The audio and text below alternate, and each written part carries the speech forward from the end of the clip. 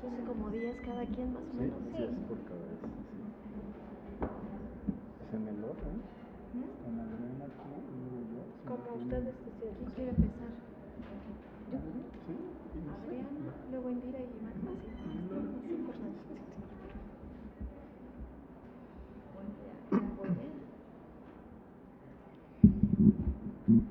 Bueno, muy buenas tardes. Empezamos con puntualidad africana. No, ¿verdad? Bueno, asiática sí, un minuto antes. Hoy estamos qué bueno que nos acompañan porque estamos en un panel bien interesante de temas que la verdad es que yo creo que no en cualquier lugar se pueden escuchar. El título de esta mesa es Homo y heteronacionalismo en el continente africano, colonialidad corporal y legitimación política, ¿no? Pues, ¿de qué va esta mesa?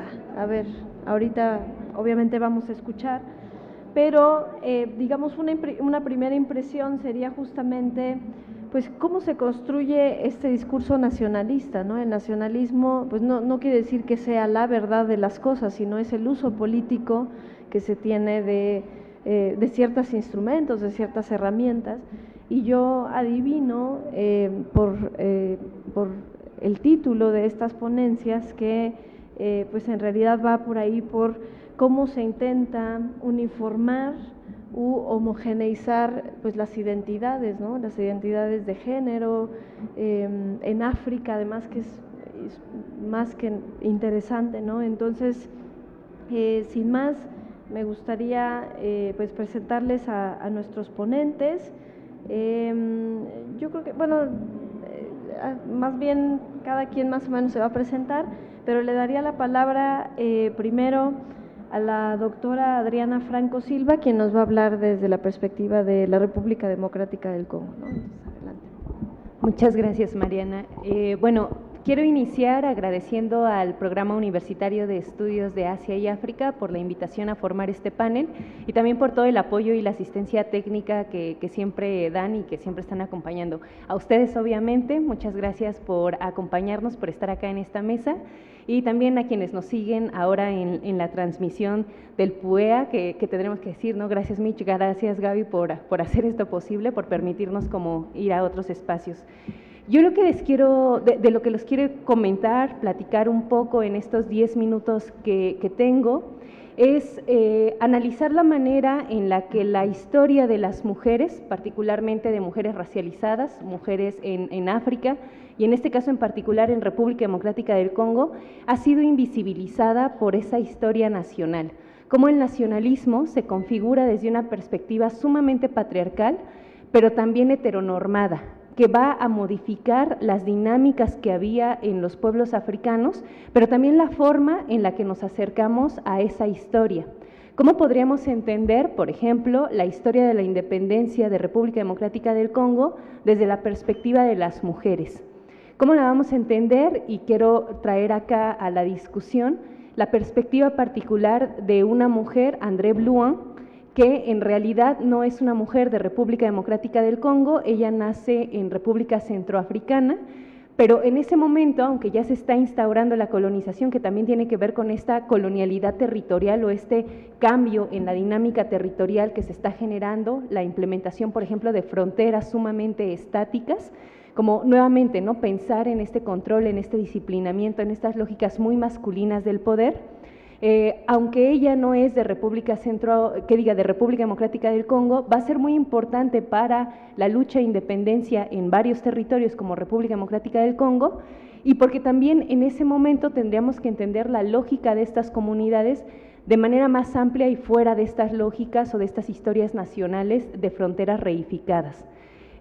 André Blouin, entonces, les comentaba, nace el 16 de diciembre de 1921, en lo que ahora conocemos como República Centroafricana, y va a ser una niña que, bueno, nace de la interacción que hay entre un hombre blanco francés y una mujer negra de República Centroafricana. Quiero hacer énfasis en que en ese momento la madre de André Blouin, que se llama Josephine, tenía 14 años, mientras que este líder africano que llega a este territorio estaba cerca de los 40 años. Cuestionar entonces la forma en la que también se construye la narrativa en torno al continente africano, porque generalmente se señala o se refuerza esta idea de que los africanos así en general se hipersexualizan, se asume también que hay una práctica de matrimonios infantiles que son inherentes, se nos dice, al territorio africano, pero que en realidad en el periodo de la colonización estamos viendo cómo los hombres blancos están llegando al territorio africano a casarse por medio de los, entre comillas, rituales africanos, y después además, o sea, aunque tienen estos matrimonios con mujeres africanas, se casan con mujeres francesas. Se supone que también se nos ha dicho que la forma en la que se reproduce la sociedad tiene que ser a partir de la monogamia, o la monogamia es algo que vino acompañado de la colonización, pero en realidad tendríamos que cuestionar qué tipo de monogamia se estaba practicando, si había matrimonios con mujeres negras y matrimonios, claro que no eran reconocidos, ¿no? O sea, después no los reconocían, y matrimonios con mujeres blancas.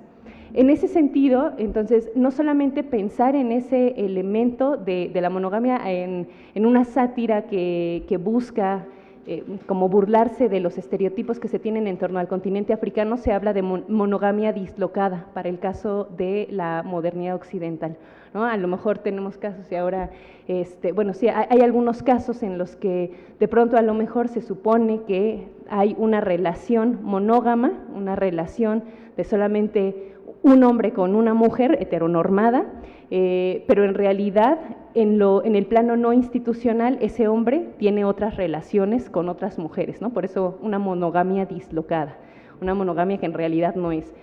Pero bueno, cuestionar si estas prácticas, o sea, cómo fueron reproduciendo, cómo fueron recuperando estas lógicas o garantizaron estas lógicas de dominación, pero cómo también las hijas, los hijos que resultaron de esto que desde mi perspectiva ni siquiera se puede concebir dentro de la lógica de los matrimonios, sino de la violación, porque son niñas de 14 años, bueno, ahora hacemos ese discurso acá, ¿no? Lo criticaríamos desde esa perspectiva, pero hay una brecha generacional que era justificada, legitimada durante el contexto de la colonización, pero que además esas hijas y esos hijos que eran denominados mestizos eran encerrados en orfanatos. André Blouin durante muchos años vivió en un orfanato porque, claro, era la forma de ocultar las prácticas violentas que se estaban dando en las interacciones entre los hombres blancos y las mujeres africanas, pero que también esas niñas y esos niños eran la evidencia de que podía haber relaciones afectivas entre estas comunidades, y eso era algo que no se podía permitir, ¿no? La estructura racial, la lógica de racialización, lo que planteaba es que las poblaciones blancas no podían tener ningún vínculo con las poblaciones negras. Entonces, de hecho, recientemente se han hecho una serie de demandas a Bélgica, en particular en el caso de República Democrática del Congo, porque este fue un territorio colonizado por los belgas. Entonces, mujeres que estuvieron en estos orfanatos y que ahora en la actualidad son ya mujeres viejas, están demandando como una recompensa y un reconocimiento de esas violencias y de estos encarcelamientos, por llamarlos de alguna manera, que se dieron en los orfanatos. y cómo estos orfanatos también eran una forma de disciplinar a las corporalidades de las mujeres. Ahí André Blouin resalta cómo a ella le enseñaban a coser y a bordar y a ser una buena esposa, cómo constantemente las monjas le decían que cuando ella se casara el hombre podía hacer cualquier cosa sobre su cuerpo, pero entre ellas no, entre ellas no podía haber una exploración o un conocimiento de la sexualidad, pero cuando se casaran tenían que permitir que el marido hiciera lo que quisiera. André Blouin escapa del orfanato como una forma también de resistir, de rechazar esto que iba a ser su historia, ¿no? El hecho de que tuviera que casarse con un matrimonio arreglado, etcétera. Ella entonces escapa, y a partir también de esa forma o de ese huir del orfanato comienza a conocer más sobre África, porque claro que en el orfanato no le contaban la historia de África, no conocía sobre África. Ella se da cuenta en sus interacciones, de hecho particularmente con hombres blancos, en sus relaciones sexoafectivas con hombres blancos, se da cuenta que ellos tenían más conocimientos de lo que ella tenía sobre el propio territorio. Y a partir de ahí empieza una dinámica de politización que va a vincularse de manera estrecha con su vivencia, con su propia experiencia y con su propia corporalidad. Creo que una de las cosas que podemos observar si vemos las historias de las mujeres es que las dinámicas no solamente las tenemos que entender desde una dinámica o desde una perspectiva de la nación, lo internacional, sino que la escala corporal también es muy relevante para poder entender esas historias. La politización de André Blouin se vincula con la muerte de su segundo hijo, René.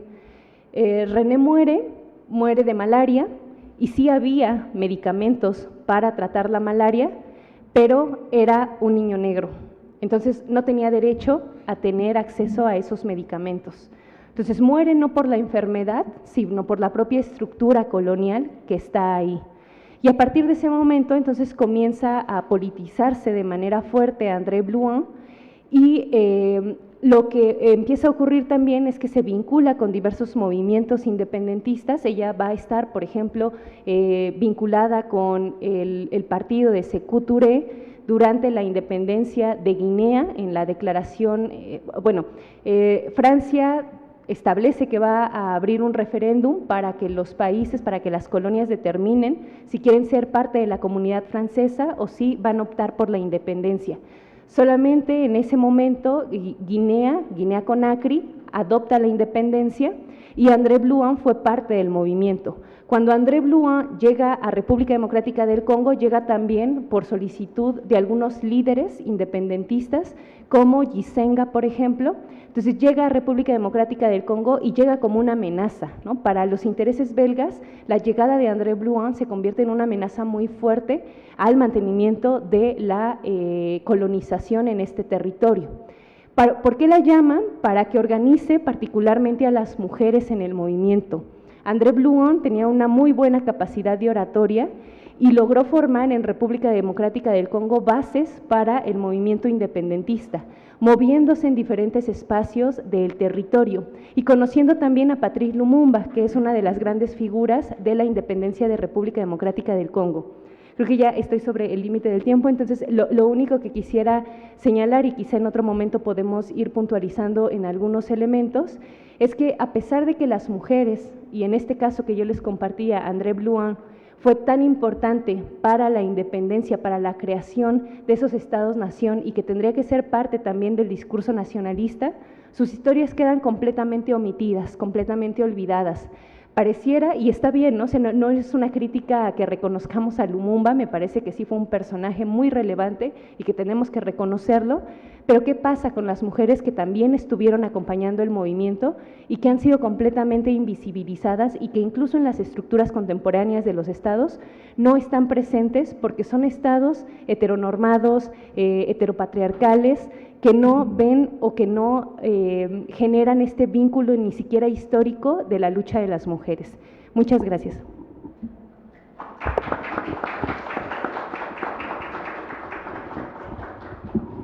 Muchas gracias, Adriana, por presentarnos esta de manera muy breve, perdón por el tiempo. Yo no voy a comentar nada hasta el final, si se puede, y si no, no hay problema. para mejor escuchar a nuestros comentaristas. Y pues le doy la palabra a la doctora Indira Sánchez, que nos va a hablar de la perspectiva de Marruecos. Perdón, no presenté a Adriana, ella se iba a presentar, no se presentó.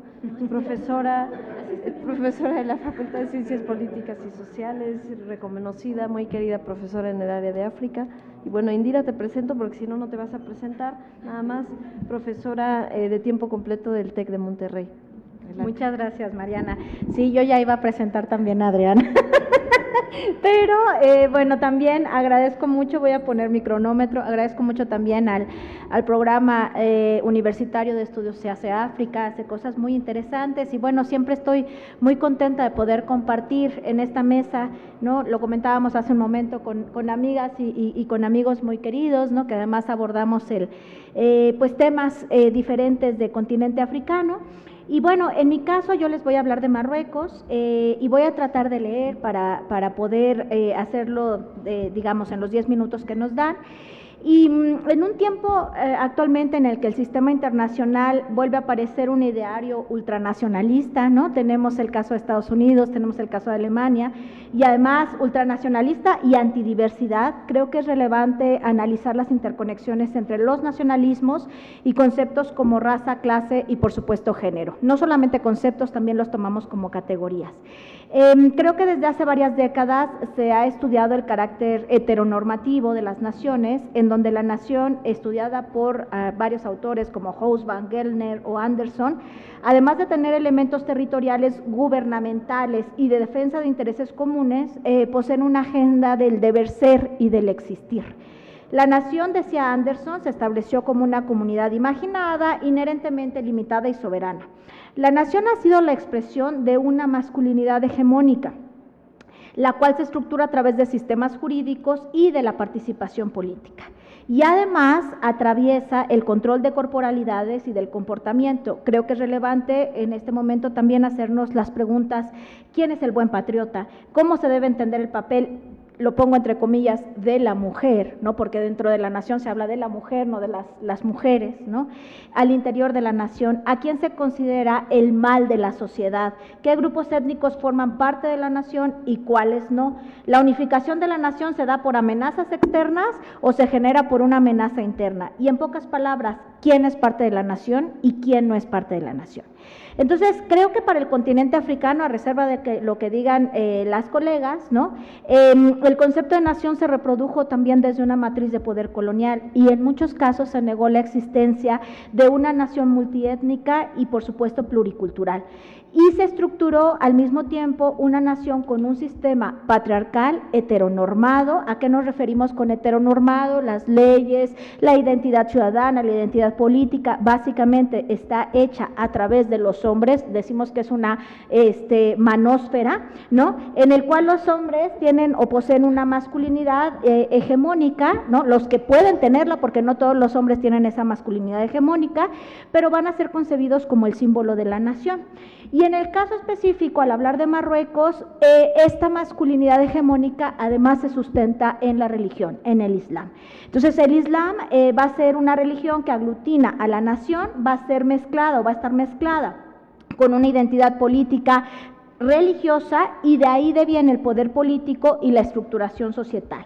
Entonces, la implicación inmediata de que Marruecos se considere como un estado musulmán se manifiesta en que el gobernante, en este caso el rey, debe salvaguardar los preceptos de la Sharia o ley islámica y del Islam mismo.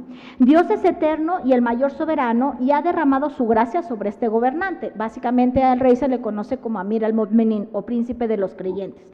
Salvaguardar los preceptos de la Sharia implica la concordancia con una interpretación masculina del Corán, en donde el binarismo mujer-hombre está bien definido y la masculinidad se construye como contraparte y en oposición a la feminidad. El hombre es visto como responsable, es el que es capaz de asegurar el sustento de la familia, así de cómo transmitir la cultura. Y no pueden tener expresión de emotividad, a que se parece un poco a México. En cambio, la mujer marroquí es la fuente de afecto, está vinculada a la maternidad y a los cuidados y desempeña el papel de madre, de esposa, de hermana y es capaz de gestionar la casa y el hogar. La mujer marroquí, además, la mujer, ¿no? No estoy hablando de las mujeres, la mujer entendida como parte de esta nación, se ha instrumentalizado como un símbolo de la nación. En tanto, una buena mujer musulmana es quien respeta la Sharia y quien reprime su cuerpo y su sexualidad. La sexualidad se oculta y la heterosexualidad queda en el centro de la masculinidad. Incluso se pone como moralmente superior esta mujer, ¿no?, frente a mujeres no musulmanas, laicas o seculares. Zainab Fasiki les traía un libro, se los iba a enseñar, pero bueno, Zainab Fasiki, que es una comiquera, podríamos llamarle, ¿no? Ella nos dice, tanto nuestros cuerpos como las relaciones sexuales están controladas por el Estado y por el Islam, por la cultura marroquí, por las tradiciones familiares y por la sociedad. La multiplicidad de estas normas originan frustraciones en la población, carencia sexual y afectiva, y se manifiestan en violencias sexuales como el acoso o las violaciones. Hasta el año de 1993, el esposo tenía derecho a repudiar. La poligamia era permitida porque el hombre era más hombre si quebrantaba la ley y la mujer era mucho más mujer si se resistía, porque el comportamiento de la mujer se daba entre el recato y la sumisión. Sin embargo, las mujeres comenzaron a criticar el Código del Estatuto Personal o Código de la Familia, que se conoce como Mudáwana, y tuvieron varios movimientos que desencadenaron la participación de las mujeres en esta reforma en el año 2003. Se obtuvieron varios logros, ¿no? Dentro de estos, por ejemplo, pues era la edad del matrimonio, transformaciones políticas, la posibilidad de poder además divorciarse, ¿no? Sin embargo, estos logros sin duda alguna han estado enmarcados en un feminismo de Estado.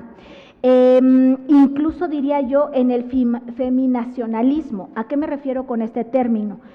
Las mujeres llegan incluso a aceptar prácticas xenófobas, racistas o discriminatorias. Tal es el caso con la aceptación de la ocupación, por ejemplo, del Sáhara Occidental. Y entonces esto permite que las mujeres, por ejemplo, para el caso de Marruecos, han obtenido logros, pero van de la mano con la transformación política y económica de la nación.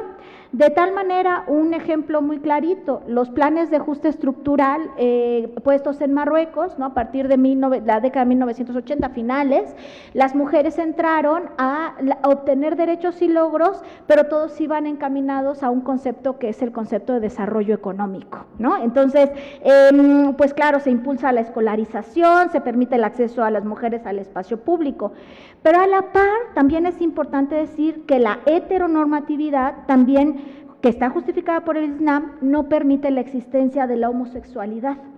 Y la homofobia también es parte de las prácticas religiosas. Se señala que posiblemente antes del Islam, no durante el Islam, antes del Islam existían prácticas homoeróticas, ¿no? Entre los imasigen, ni siquiera entre los árabes, entre los imasigen. Antes de que los árabes llegaran a la región, la homosexualidad existió, no existe. Existió en el pasado, pero claro que existe, ¿no? Pero bueno, existió en este concepto de nación, ¿no? Pero es imposible que esté en el presente, mucho menos después del Marruecos independiente, porque el nacionalismo es una empresa masculina, violenta y militarista, y los homosexuales están excluidos de la nación. De ahí que la nación marroquí, casi termino, sea vista como un club de hombres en donde las mujeres son reproductoras de la nación y están encargadas de la reproducción cultural, mientras que la homofobia es un acto de autoproducción, es decir, es rechazado lo que no se produce, lo que es. La nación es concebida como más fuerte cuando se refuerza una masculinidad hegemónica, y cabe mencionar que no todos los hombres tampoco gozan de los privilegios del patriarcado. En este sentido, la nación marroquí se compone de hombres y mujeres que defienden el proyecto nacional, estructurando a través de la legitimidad monárquica, la defensa del Islam y de un pasado glorioso, el cual comenzó cuando los árabes llegaron a la región. Asimismo, la defensa de la integridad territorial es parte de este proyecto nación, sea por medios militares o a través de la dinámica de ocupación. Cabe destacar que las reivindicaciones territoriales sobre el Sáhara Occidental también son parte de este heteronacionalismo. El hombre marroquí no solo provee, sino que también actúa en un ámbito de la guerra y de la ocupación, una visión masculinizada de la ocupación, unas fuerzas armadas al que solo 10% de las mujeres ocupan algunos puestos oficiales o de asuntos sociales y de medicina familiar. La masculinidad hegemónica en la milicia que se muestra dominante y además para poder dominar hay que penetrar. La penetración permite poseer el cuerpo del otro, de la otra, en este caso una dominación fálica del territorio. En Marruecos las mujeres han vivido lo que Julieta Paredes ha nombrado entronque de patriarcados. En tanto los marroquíes se enfrentaron a un patriarcado promovido por la colonización española y francesa que se vincula con un patriarcado islámico. Así como Adriana nos estaba contando, casi termino, Fátima Merni, sí, ella murió en 2015, en el año 2015, fue una jurista marroquí y estudiosa de las luchas de las mujeres en Marruecos. También tuvo como objetivo feminizar la historia de Marruecos, visibilizar lo que no se había nombrado, pero que estaba ahí, luchas de las mujeres que no solo defendían un proyecto nacional, mujeres que se mueven en espacialidades colectivas e incluso religiosas. Sin embargo, también cabe decir, y termino, que muchas de estas experiencias de lucha han dejado intacto la base del patriarcado y por ende también contribuyen a la consolidación del nacionalismo, ya que el gran problema radica en que las luchas de las mujeres se enmarcan en la aceptación y en la reproducción de las relaciones patriarcales en las que están inmersos, ayudando también a reproducir el feminismo de Estado o el asociativo o incluso de los partidos políticos. Y en esa encrucijada se encuentra Marruecos. Lo dejo hasta ahí. Gracias, Mariana.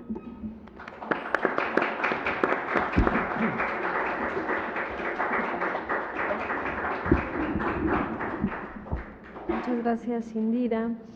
Y pues damos la palabra al doctor Marco Reyes, profesor investigador de la UAM. Adelante, Marco. Muchas gracias. Primero que nada a nuestra moderadora por aceptar acompañarnos por acá, por supuesto a las panelistas, al programa del PUEA, al programa universitario de estudios sobre Asia y África, que siempre nos brinda pues un espacio en estas discusiones. Yo voy a levantar básicamente el tema de Zimbabue y la homofobia como un utensilio de construcción del nacionalismo zimbabuense. ¿Por qué Zimbabue? Porque Zimbabue ha pasado a la historia justamente porque tiene vestigios en algunas cuevas, en algunos grabados de los pueblos San, que es lo que nosotros conocemos como los pueblos bosquimanos, con toda la carga peyorativa que ese término tiene, y que es básicamente 2-3% de la población actual de Zimbabue. Pero lo interesante es que estos grabados de Gurube tienen, según algunos analistas, connotaciones que hablan de prácticas homoeróticas, homoafectivas, justamente desde hace unos 2.000, 3.000 años antes de nuestra época. Entonces, el pasado precolonial de Zimbabue y de algunos pueblos, en específico los pueblos San, han sido utilizados políticamente como un vestigio de lo que pudiéramos llamarle, o lo que yo le he llamado una sexualidad convivial. Una sexualidad en la cual no se está preocupando uno por una homosocialidad y por vigilar lo que somos los varones y lo que son las mujeres. Por ejemplo, una práctica de aquel tiempo es el sawira, en el cual un compañero íntimo varón que literalmente puede dar cuidado a otro varón, no necesariamente llega a un intercambio sexual, sino que está justamente acompañando la vida y la presencia, las actividades de otro par. ¿Qué sucede con la colonización? Nos parece que hay una violencia patriarcal y un ADN patriarcal y heteronormativo, tal como han levantado las colegas anteriormente, que se monta, digamos, sobre este pasado colonial zimbabuense, precolonial zimbabuense, y se disloca.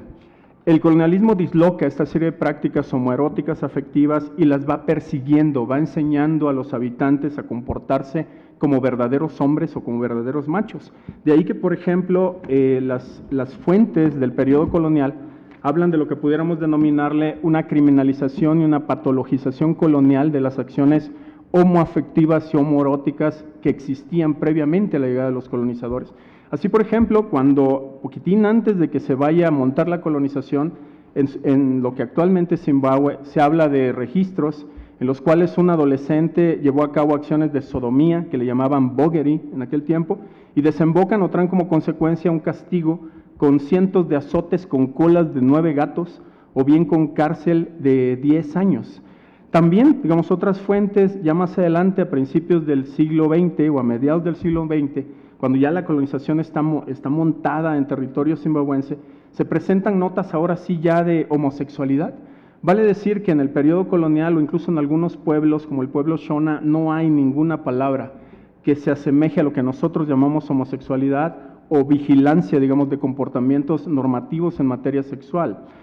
Por ejemplo, para 1892 se habla de asaltos indecentes, sodomía, que se registran entre estos años y, por supuesto, castigo a ese tipo de prácticas. Los diarios, también ya de los primeros años del siglo XX, hablan ya de homosexualidad, tal como ya decía, y el eje del delito no presenta homosexualidad femenina.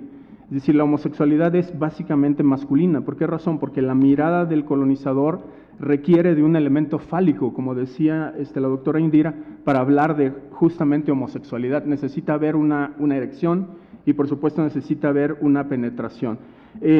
Para cuando Zimbabue se independiza, la propuesta que yo levanto es que el proceso de construcción nacionalista recupera el pasado, pero no el pasado precolonial de Zimbabue, sino el pasado colonial, es decir, el pasado que castiga las prácticas sexuales en contra de minorías o en contra de los propios cuerpos africanos. Una cosa que vale la pena decir, me parece fundamental, es que el colonialismo emasculó al negro africano, de manera que colonizó su cuerpo mediante el despojo agrario, y este despojo agrario lo va convirtiendo, no a todos, como decía la profe Indira, porque creo que hay que también hacer una gradación entre masculinidades hegemónicas y masculinidades subalternizadas, varones que fueron subalternizados de diferente manera durante el proceso colonial.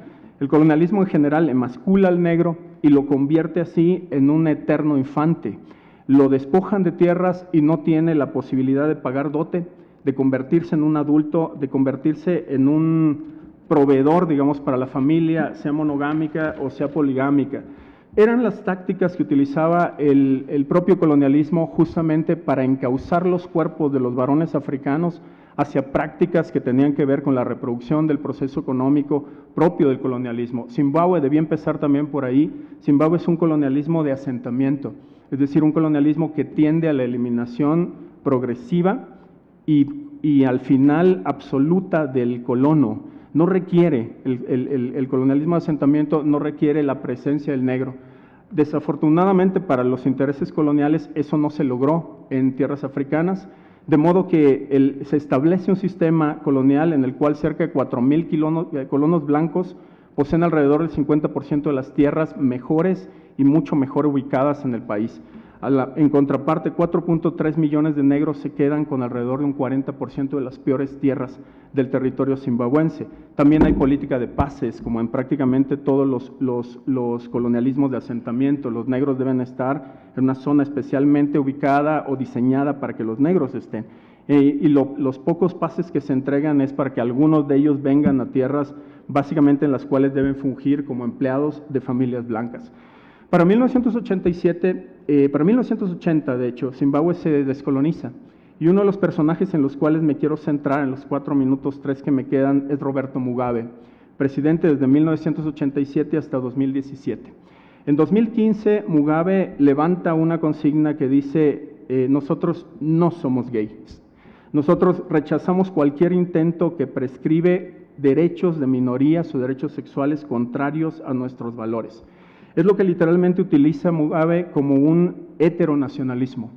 Para Mugabe, cualquier comportamiento que escape a la heteronorma debe estar sancionado y debe estar castigado. Se habló también de pena de muerte, se habló de cárcel por justamente este tipo de circunstancias o de situaciones que se desviaban de los códigos de conducta propios de Zimbabue. Lo que quisiera subrayar es algo que ya dije.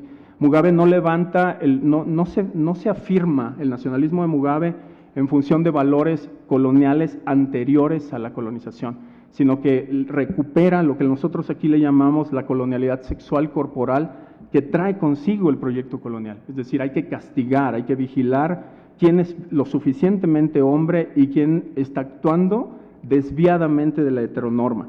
Es un uso político del pasado que castiga las prácticas no heteronormadas.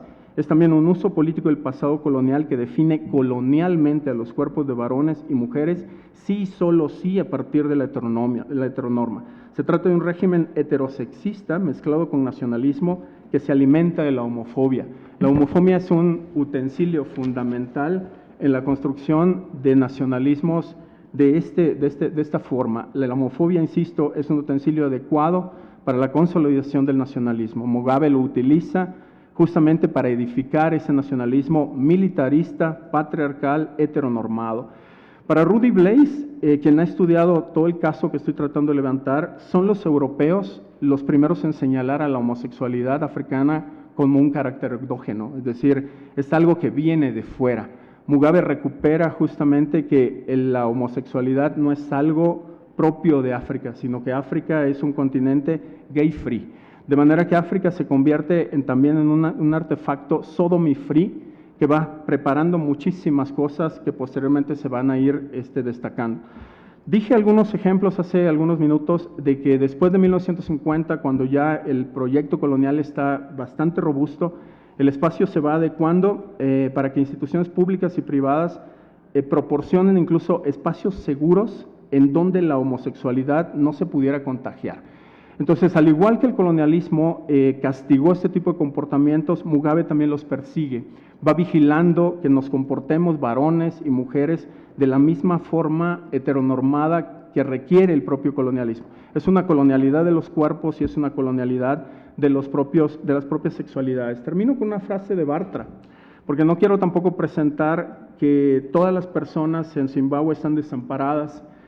Ha habido también intentos de expresar desde las minorías o desde la comunidad ejercicios de confrontación a este tipo de dinámicas provenientes del régimen de Mugabe. Por ejemplo, en 1990 se celebró, varias organizaciones se conformaron y se celebró una especie de desfile, una especie de concurso estético que le llamaron el Jacaranda Queen, en el cual se presentaban lesbianas, gays y algunas otras preferencias sexuales. En ese sentido, termino de esta manera. Algunas noches quiero pensar en Zimbabue, esto no es Bartra, lo estoy parafraseando al buen Bartra, algunas noches se escuchan por mi rumbo cumbias y música de banda. Es gente bailando en semáforo rojo. En estos momentos las reuniones festivas son sanitariamente impertinentes, moralmente cuestionables y contrarias a las recomendaciones de la autoridad sanitaria. ¿Es que no lo saben acaso? Lo saben, claro que lo saben, pero de todas maneras bailan porque esa es su forma de desafiar a la muerte, esa es su forma de desafiar a la autoridad. Presentaba esta última frase de Bartra porque creo que también no habría que caer en una desactivación de la agencia de la población zimbabuense. Hay algunas dislocaciones además de lo que lancé, pero creo que con eso quiero ser respetuoso también del tiempo. Gracias.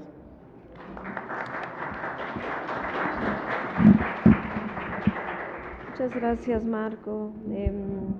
Pues sí, sin duda, como decía Indira, el nacionalismo es evidentemente una empresa masculina, violenta y heteronormada, ¿no? Y creo que los tres casos que expusieron nuestros ponentes hablan de cómo deben de ser las mujeres, de cómo deben de ser los hombres y sobre todo en una condición colonial esto se exacerba de manera pues que lo ejemplifican de manera muy importante, ¿no?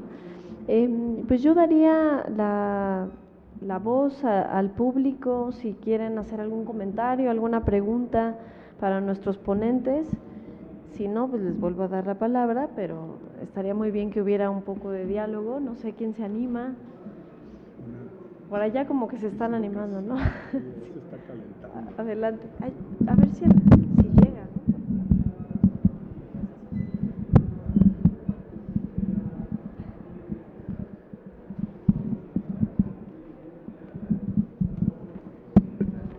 Hola, muchas gracias. Mi pregunta es sobre lo último que tocó el doctor Marco, y es qué sucede con aquellas personas que ejercen la resistencia, ¿no? Sobre aquellas políticas de Mugabe. ¿Cuál es el aparato represor que se utilizan en contra de ellas, ellos, ellas?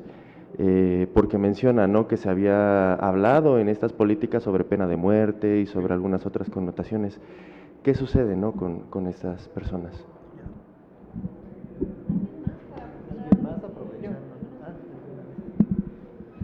Yo tengo dos preguntas, igual también son para el doctor Marco Reyes.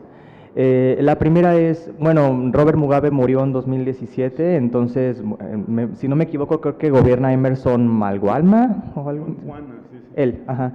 Mi pregunta es si con este cambio de régimen, este tipo de políticas anti-gays y discriminatorias han sido ahora más laxas, si se han despenalizado estas cuestiones o si siguen igual. Quiero, esa cuestión. Y la segunda pregunta es con respecto a, me llama mucho la atención cómo este fenómeno se presentó no solamente en Zimbabue, sino en muchos países de África negra en general, también en el norte de África. ¿Por qué se retoma para generar esta identidad nacional de países africanos independientes un elemento tan colonial como esta represión de los derechos humanos? Y porque muchas veces retoman este discurso, no, nosotros somos africanos y no queremos nada de lo de Occidente, y somos cristianos, ¿no? O sea, somos ultra cristianos, somos ultra musulmanes o lo que sea. ¿Por qué decidieron optar por ese camino? O sea, de quedarse con lo peor del colonialismo, por decirlo de alguna manera. ¿Alguien más? De una vez aprovechamos. ¿Alguien más se anima? Bueno, lo que se anima para las otras dos también ponentes, muy rápido para que quede algunos minutos también para alguna pregunta para Indira o para la doctora Adriana. Sí, en efecto, la primera pregunta, ¿cuál es el destino de las poblaciones? Es muy difícil, es decir, policía y militares es justamente los aparatos represivos y persecutores de este tipo de conductas, porque creo que se vincula militarismo con masculinidad. Creo que uno de los íconos de masculinidad es justamente el uniforme militar. Entonces, para ser muy varón hay que ser muy militar. No siempre se cumple tampoco, pero eso es por lo menos la proyección, el ícono de. Entonces, cárcel, castigos, lo que nosotros esperamos llamarle algún tipo de represión hacia ese tipo de cuerpos, pero cómo literalmente ir vigilando la intimidad de las personas. Por eso terminaba con esta frase de Bartra, ¿no?, de que la gente se las arregla, el aquelarre, dice Bartra, que se tiene que generar en cada momento en situaciones sumamente críticas.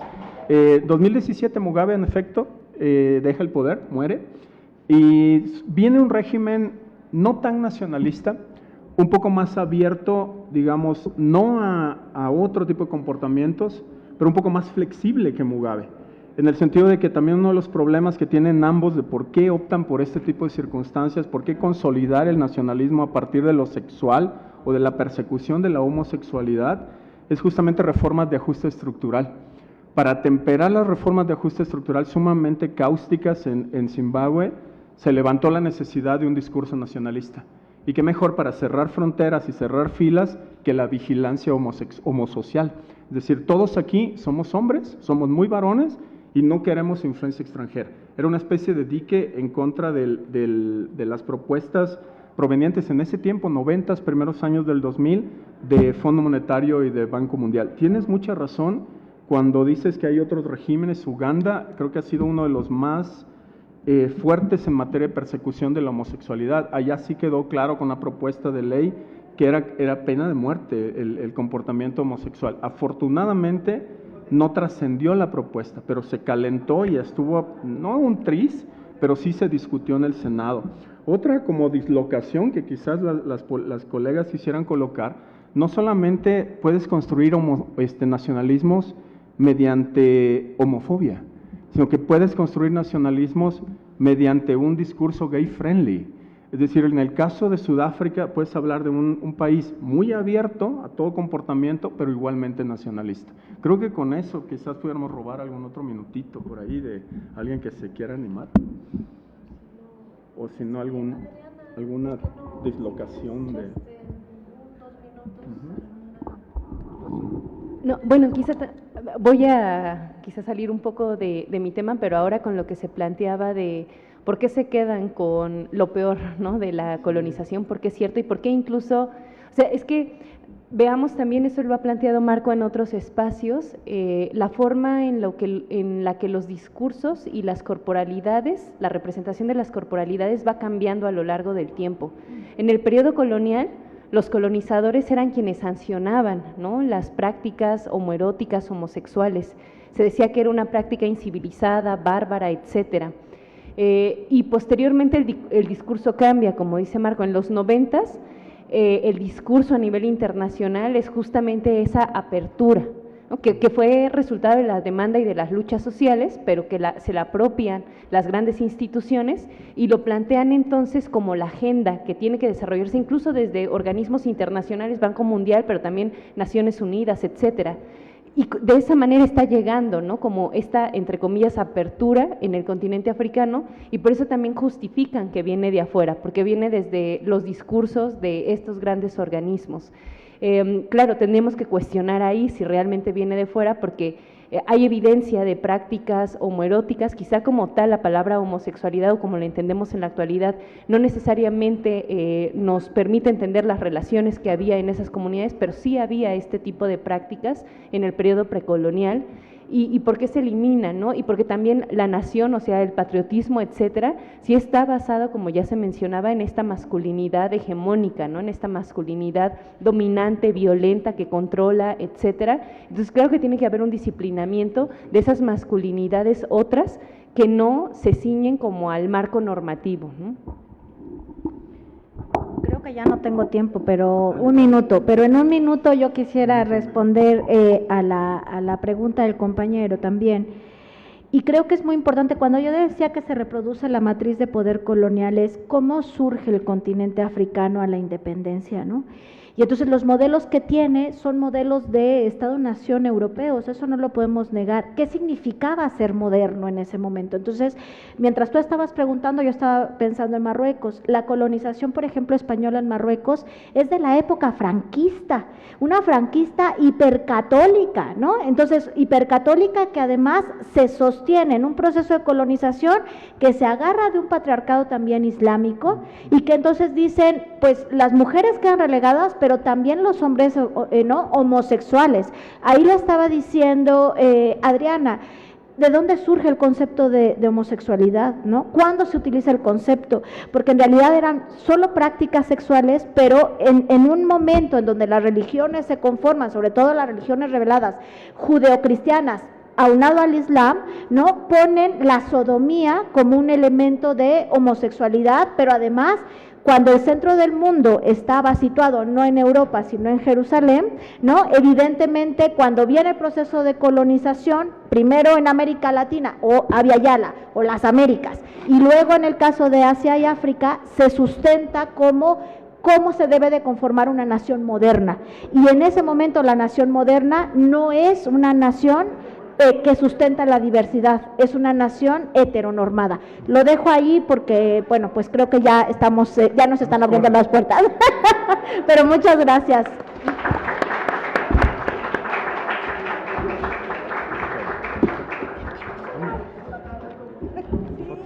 Una foto a los cuatro, a las cuatro.